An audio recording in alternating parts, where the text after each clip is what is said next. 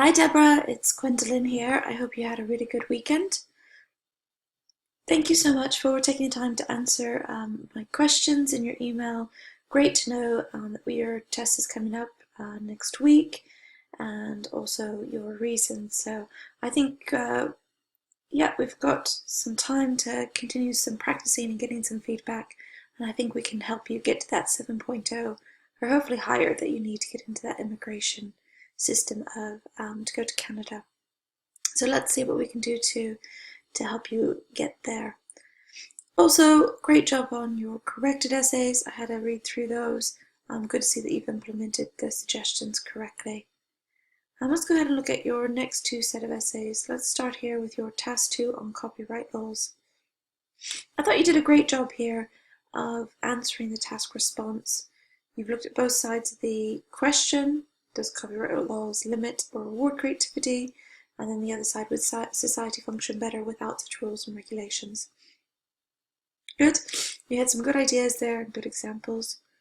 Fairly clear and coherent essay. So I think I'm just going to read through it, Deborah, and give you some feedback on where we can improve on the grammar and sentence structure. There were at least 1 or 2 words that I thought we could change to help increase your lexical resource score. So let's read through it. Laws that regulate the property of the content. We don't need our article "the" here. That would be used if we were talking about specific content, but we're not here talking about general content around the world, so remove the article. Laws that regulate the property of content published are good for both creators and society. Authors are more comfortable to spread their creations when they know they are supported by a strong regulation system. This essay will first discuss how creativity is rewarded by these regulations, and then, I think maybe add that word, and then how important they are to society. Good, strong introduction, well done with that. First and foremost, copyright laws are beneficial for those who create content. The power of the internet exposes any content to a large public, wherever they are in the world. I just wondered, we've used content a couple of times here. I wonder if there's some other word we could use there. Maybe we could use creation. You could use that there. Internet exposes any creation to a large public. Just maybe think about, do a synonym search and see what other words you might be able to put in there, just to change up your vocabulary, and that will help increase your lexical resource score. Regulation is needed to guarantee the author that his terms of property are being respected. For example, YouTubers are now a trend in the world, and they earn money according to their videos' visualizations. In other words, depending on how many views their videos have, YouTube will pay them accordingly. So if their content is copied, they can lose views and consequently money. Good? Additionally, rules and regulations are good for society when well applied. In this matter specifically, they are the main reason allowing easy access to a variety of information, because authors know how to protect their property rights. In this sense, communities are better organized when such good rules are available to regulate rights and duties. For example, without copyright laws, creators of content would not publish their creations. We've done creators there, maybe suggested there, maybe ideas would be another word you could also use there. Due to the lack of property rights, and therefore the public would lose access to a variety of pieces of information and leisure. Good. To summarize, laws that regulate property rights stimulate, no S, creators of content to publish their creations, bringing knowledge and fun. So maybe fun here, a more higher level vocabulary word we could use is entertainment, just to help increase your lexical resource score, to all parts of the world. Thus, without such regulation, society would lose access to the contents we have easily available on the internet.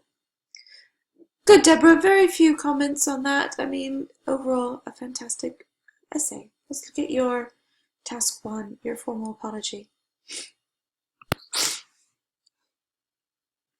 Hey, Deborah, I paused to read through your general task 1. Thought you did a really good job with this. You've answered all parts of the task response questions. There are quite a lot to answer here. You had a very clear and coherent essay. Overall, a really good job. There are a few grammatical things that we need to fix, just a few words you've missed out when writing your sentences. Nothing too major, but let's go ahead and look where we need to improve in that grammatical sense area. Dear Sir, Madam, I am writing with regards, so with regards has an S on it, with regards to the letter I received from University of Albion due to the fact that I did not attend the exam on July 10th. Good. I am deeply sorry about the situation, and I would like to clarify a few details in order to come to a reasonable solution. For identification purposes, my name is Debora Botello. I enrolled at the university under the number of 800-574, and my case was registered as 578-825. On July 9th, I became very ill and went to the hospital to identify the disease. It was diagnosed as food poisoning that demanded me to stay at the hospital for 2 days. Although I wasn't able to submit any evidence earlier, the medical report is hereby attached. I would be grateful if the examinations committee will allow me to take the test on a new date to be scheduled. I thank you for your consideration. Yours faithfully, Debora. Good, really good essay. Only a few sort of grammatical things there. Fantastic job. Great, Debora. Really, again, 2 really good essays. I think, as before, add any mistakes to your error list.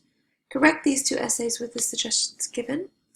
Watch the next set of podcasts if there are any, and then go ahead and write the next 2 set of essays, and then get those back to me as soon as you can. All right, Debora, have a fantastic week, and I look forward to seeing your next essay soon. Bye for now.